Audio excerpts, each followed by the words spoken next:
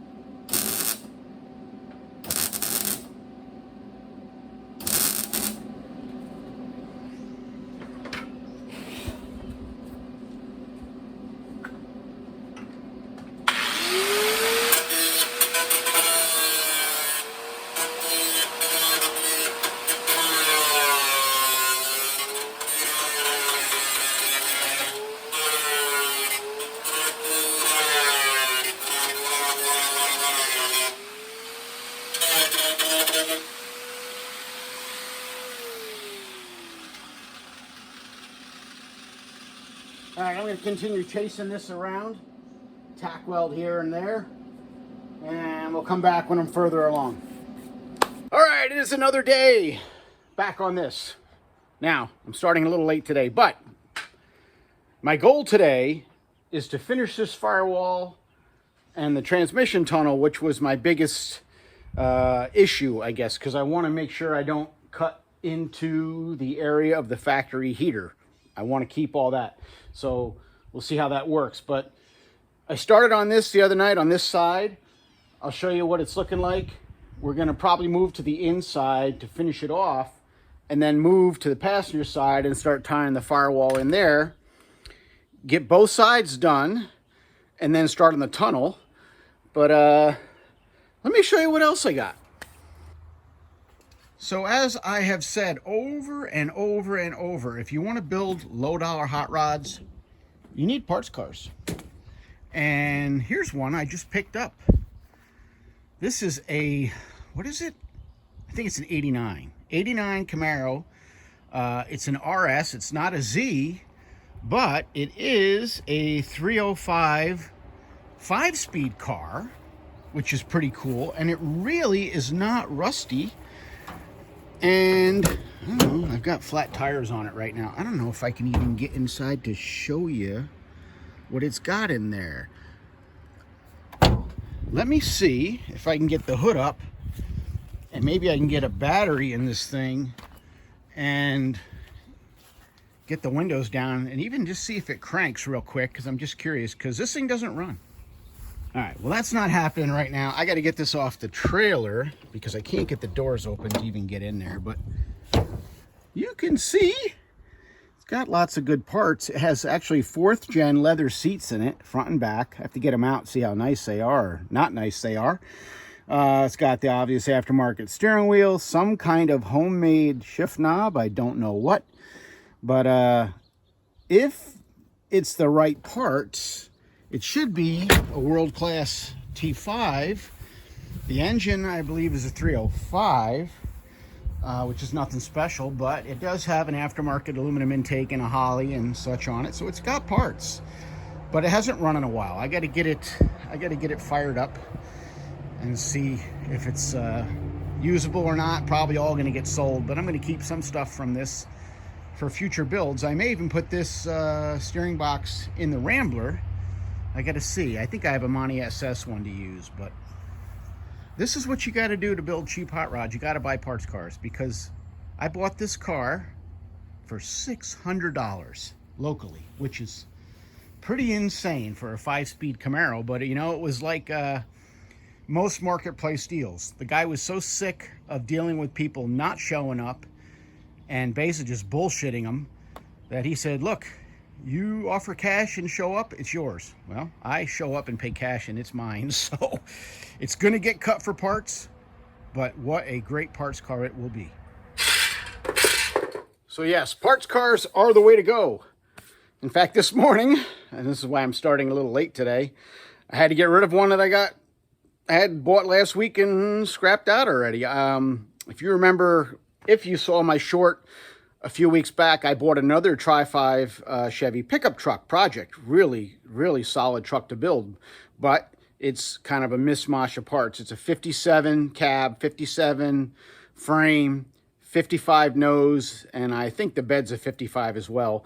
But if you followed, see, all the stuff ties together. If you followed the build I did on my 56 Chevy pickup, you saw I used an S10 set of leaf springs and an S10 rear axle on that 4x4 axle, and it worked out really well.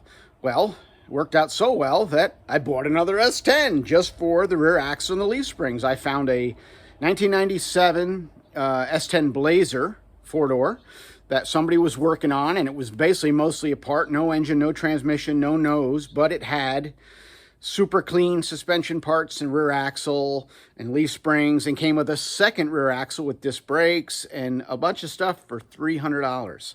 Well, needless to say, I'm even on that. I sold $300 worth of parts, scrapped it, so no problem. So for the future next Tri-5 Chevy truck, I already have a free rear axle, free rear leaf springs, and a whole bunch of other little miscellaneous parts for that build.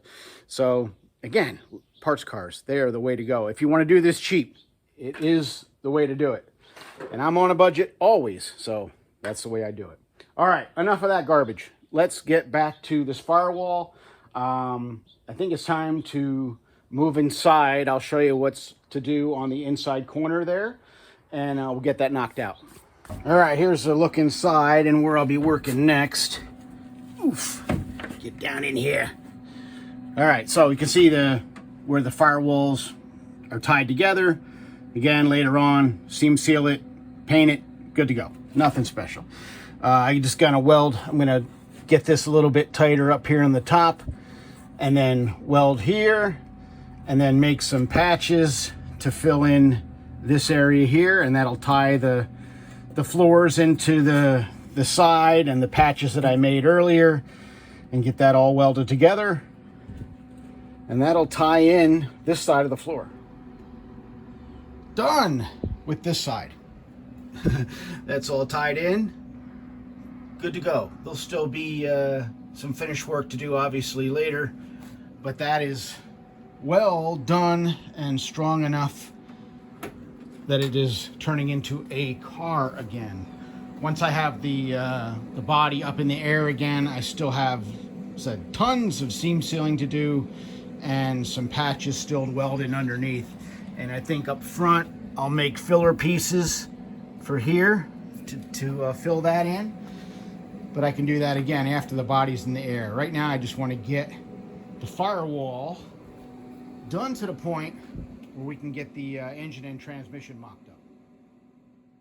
Now to get started on this side.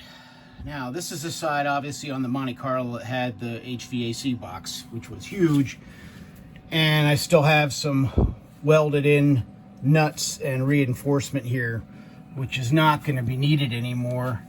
And this is sitting back a little bit from the Rambler firewall, so I think if I beat the snot out of it, I can bend this forward and get it to reach down to the Rambler firewall and then trim it and see what happens.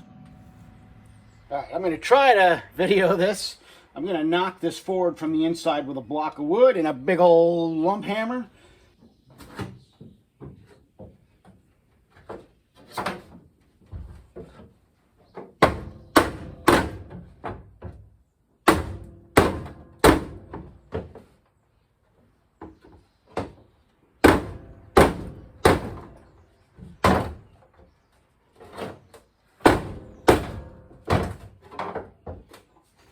All right, so under here is looking pretty good. I've got this whole area here pretty tight up against the Rambler firewall except for right here. So I'm gonna clean this up, get some welds along here, and then reposition the clamp and keep bringing the G-body floor closer and closer with the clamp. Once I get some tacks in here, that'll hold it and get it hot, which will help it move.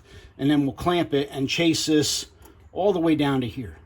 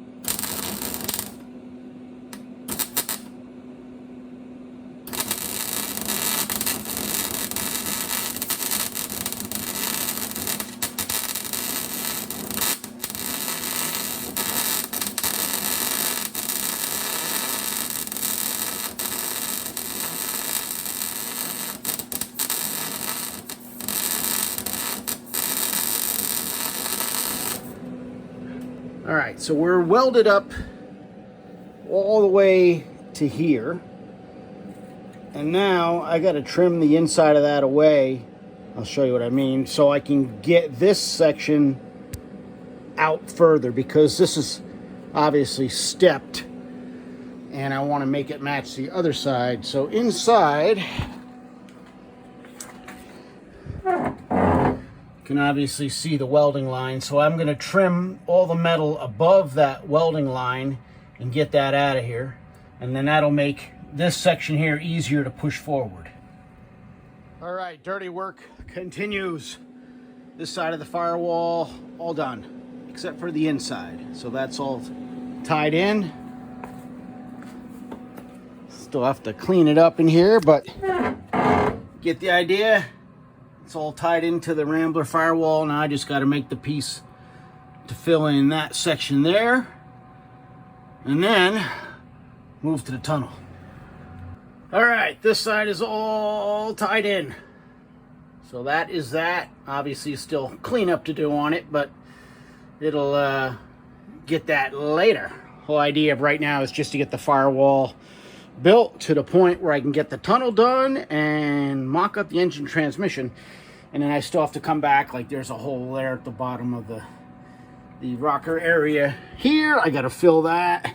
And then the actual floors itself will get work later too. But right now, again, let's just get the tunnel in so we can mock up the engine and transmission. Whew, it's hot today. I'm sweating. All right, so floors are coming out good. Firewall's looking really good. We're moving along. So far, really no major snafus. But here's where we may have an issue. So now, the tunnel. I know that I'm keeping my factory Rambler HVAC. There's no question about it. I'm keeping the heater core and this box. I want that to stay. And here it is right here. And it mounts high like that. So it's out of the way. Now, the plan was to kind of trim this here and put a curve in it to get some more room. And I may still do that, but I have one problem. Let me show you something. All right, welcome to Under the Dash. So, here's what I have left of the Monte Carlo tunnel. Now, originally the plan was to extend this up to the firewall and open this up to meet it, because up here is where the outside HVAC box mounts, and it bolts up way high here. So plenty of room for the tunnel to come up. Problem is this guy. This is the other half. And this mounts kind of, do I have it the right way? I think I have it upside down. Let me see. This thing mounts in a place that's in the way. Am I right or am I wrong? You think I would pay attention when I take things apart? Okay, this is the way it goes. I know this is the way it goes. Let me see. How does this bolt up where? Where's the mounting screws? It's way down here, right? There we go. Okay, so this is how it mounts. And that means I don't have room to go as high as I thought. In fact, the best I can do is maybe, it looks like 1.5 inches I can cut out of the bottom of the center of the firewall. That's it. So this tunnel can't go extending out like it was originally in the Monte Carlo. It would have to go straight across. Is it a problem? Well, I'm not sure yet. And here's a better look at what I'm talking about. There's the top of the tunnel, and you can see it's going to run right into my HVAC box. And you can see the box is that high. So that's as much as I could cut out of the center of the tunnel, center of the firewall rather, to meet the tunnel. Maybe 1.5 inches to give a little bit of leeway there. And that's about it, because I want to keep the factory heater. But I have to figure out if that's going to be a problem or not. All right, so this is the first, I don't know if you want to call it challenge or I'd say problem or issue. Where's my tape measure? Here's my tape measure. So the thing is, the way that tunnel is right now, I can't leave the firewall as is. I checked just a small block Chevy quick, and the distance from the back of the bell to the center line of the engine mount area is about 16 inches. And I'm looking at about 14 inches, and this side kicks out a little bit more, like 13 and a half. So that's not going to work. And the thing is, the floor pan is, of course, in the factory location on the G-body chassis. So wherever the tunnel is on the G-body floor is where it should be to work with this chassis, which means this has to get cut. Now, here's the idea and what I'm hoping I can do. Because the outer piece bolts up so high, I'm hoping I can cut the whole section out there and still be able to use the factory heater core box.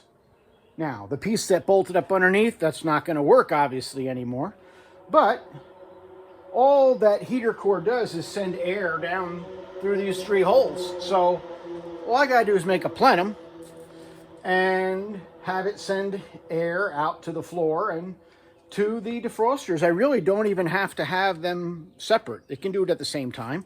That's how the heater works that I built that's in the 56 Chevy pickup, and it works great.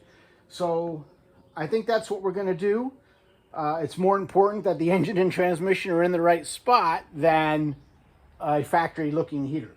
So I think that's the plan. Now to make it work. So first thing I'm going to do, this is the section of the G-body tunnel that I cut off when we were mocking up the body. And you've got the curve, and then it starts coming up to where the original firewall was. I'm going to cut that off. So all the flat section is going to get cut off. And I'm going to weld this curved section back onto the tunnel, extend it out to the firewall, and wherever it lands, that's where we're cutting. It'll be below that, so it'll be okay. So it'll be all right. I have confidence that we can make this work. So let's get this trimmed, let's get it in and see where it lands. All right, that piece is tacked into place. It would be nice to know exactly where I'm going to cut, but I don't know. So I'm going to wing it. I drew a line, and I'll probably start smaller than that just to see what I'm looking like and try to trim back. And I have a feeling I'll be trimming this also and flattening this firewall all the way back. There's no need for this space here sticking way out, and that's just going to interfere with the cylinder head. So I think I'm going to cut that out too. So here goes nothing. Let's see what happens.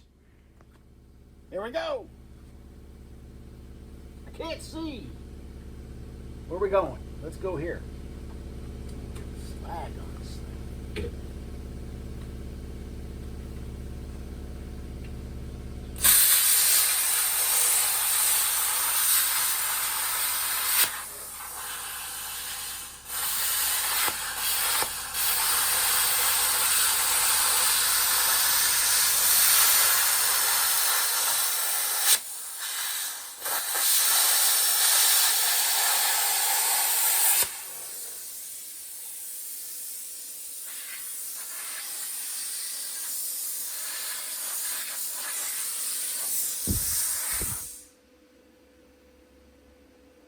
Like I said, I'm going to start off smaller than I think I need to go. At least I hope it is. We'll see. Probably cut the bottom with the cutoff wheel. Let's just see here.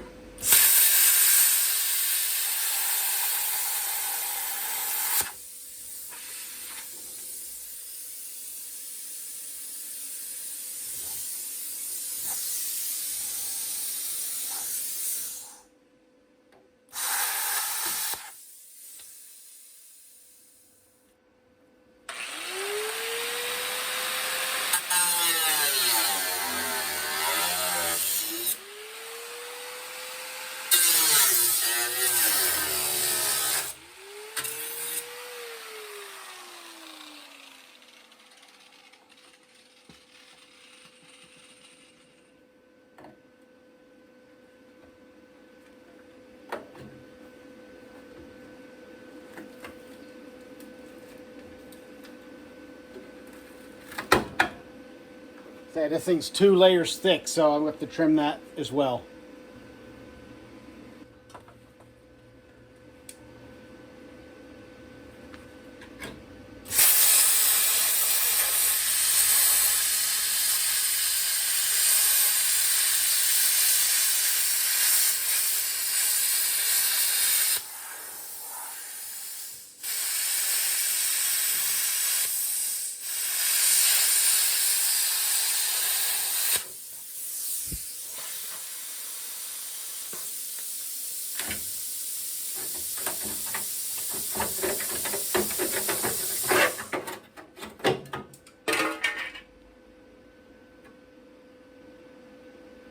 All right, more cutting to do.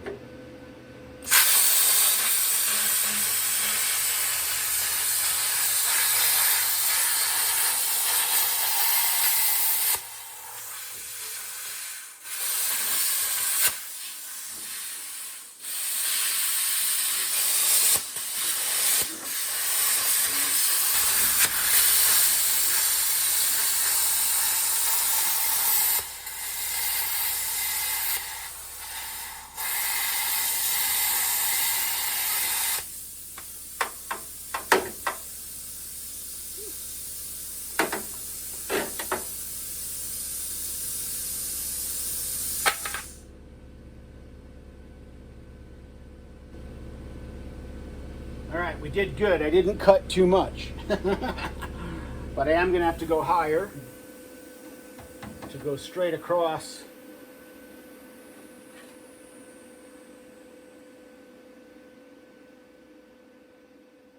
So let's trim some more.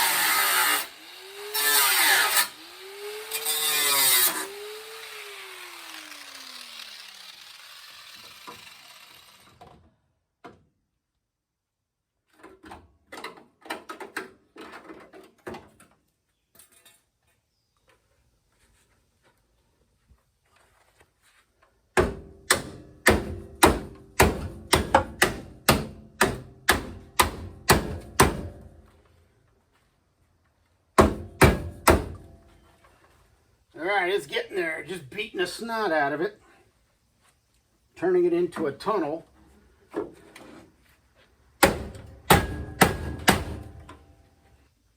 Well, thinking here, while I'm here, I think I'm just going to cut this whole section out. Get rid of this double brace here. I don't need it anymore because it's not a unibody anymore, and that will gain a bunch of room for the cylinder heads.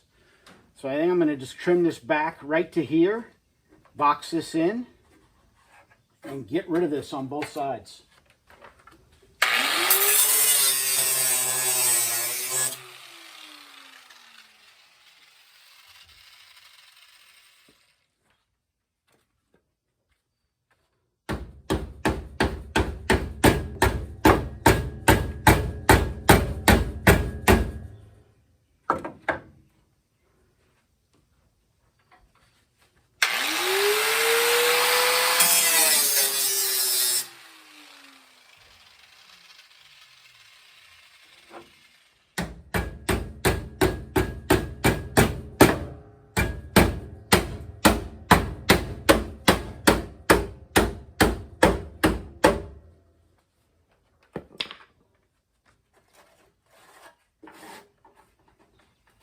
That looks good.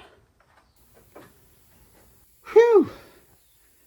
All right, well, we have now totally redesigned Firewall. Just started cutting, kept cutting. Every time I made a cut, looked a little better, just kept cutting and cutting more and cutting more and cutting more. We now have a tunnel. Not done yet. I'm gonna still trim this back to here and get this flush to the inside of the firewall there, so I'll have maximum clearance for cylinder heads, but I like this a lot. I'm gonna box this. This will be 100% welded all along these seams, just to tie everything together. And then I can make a piece to tie in from the tunnel inside to the firewall. Can still trim it a little bit as needed, and I think we'll be in good shape. But that's going to be it for today. I'm wiped out. Didn't finish it today, but it turned out to be more than expected. As usual, we'll come back tomorrow and finish this thing off. All right, it's another day. And having slept on it, I've decided I am not going to finish the tunnel right now. I'm going to leave the piece that's tacked in there not attached to the actual firewall yet, because after sleeping on it, I remembered that one thing that I've always run into with the T56 6-speed installs is tunnel modifications. I haven't had one yet that just fit. I've always had to do something with the tunnel. So just in case I have to modify that tunnel any more or make it higher or anything, I'm going to leave it as is because it's easier to do it while it's like that. So to finish this up then, before we can get into the engine, just two things left to do. I'm going to trim this back and remove the master cylinder, trim the firewall back on this side so it's flush for maximum cylinder head clearance. And we're going to remove those bad patches on the front floor pans and see what's actually underneath them. All right, get the master off. Once we break the bolts loose. Yikes.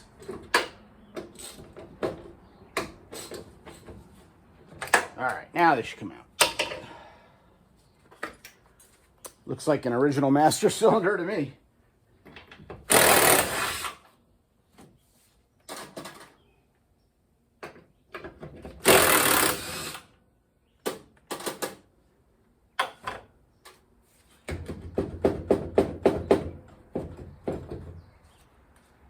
And it shouldn't be, well, if it's like GM, it should come right off because it's a manual brake master. It shouldn't be attached to anything.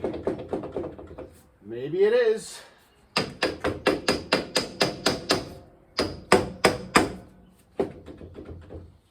Okay, I'm wrong. I got to disconnect it from the brake pedal. All right, this makes no sense. It has to come off.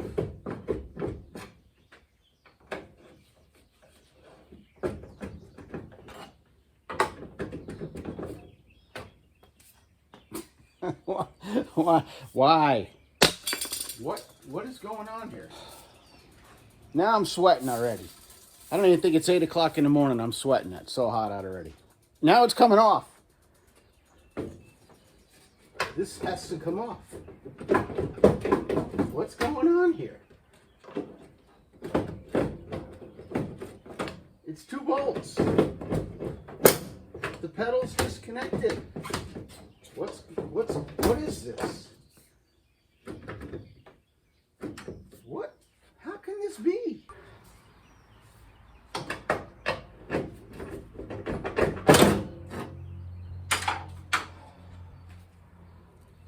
Okay, that is the dumbest thing ever, but it's off. Why wouldn't it come off?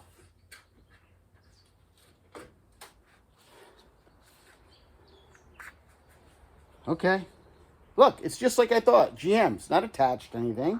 Master cylinder should have just fallen off. This may be a day maybe I shouldn't be working on the car today, because if this is how it's going to go, we got to be careful. All right, I'm going to trim this back so it matches the other side. Wow, that was ridiculous.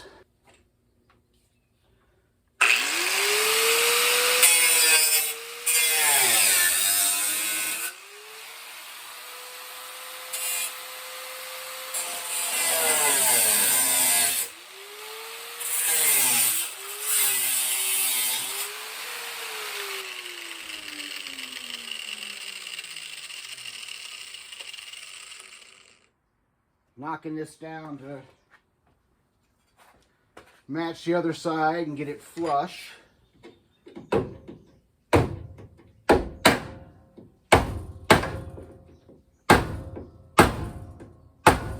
Come back and weld it all later. All right, that is it for the firewall for now. That should be plenty of room for the cylinder heads, back to the firewall, and the tunnel I'm hoping will be big enough. Looks kind of factory, right? I think, maybe not. Well, we'll see how it goes. All right, last thing to do. Let's get the poorly put in front floor patches out and see what's underneath. Okay, so we kind of talked about these patches way back when I cut the Malibu apart to get this chassis and such. I keep saying Monte Carlo, but I keep forgetting that this was the Malibu. So these patches, I probably should have cut them out before we even started, but I didn't. So here I am. These are kind of, you know, tack welded in places, and I don't know what this seam sealer is that they put around it. It's kind of green, and it could be body adhesive. I really don't know, but I'm going to try to just kind of cut spot welds and peel this thing out of here. I don't think it's going to be that big a deal to get out, even if I just cut around the edges and not into the welds. I can always come back and clean out those welds and stuff afterwards. But I want to get the tunnel clear so that when we do the engine and transmission install, I can actually work on the tunnel and not some sandwiched pieces all together like this. So I'm not going to put this camera inside and have sparks hit it like it did yesterday, but we're going to get this cut out and we'll come back.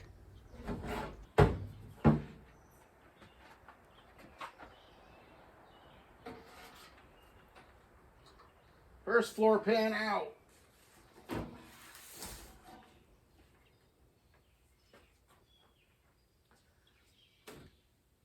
Not terrible. Fixable. Definitely did not need to put this in.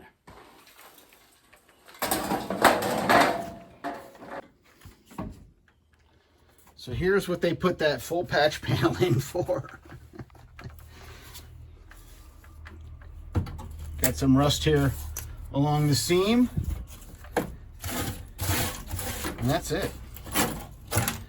That is fixable.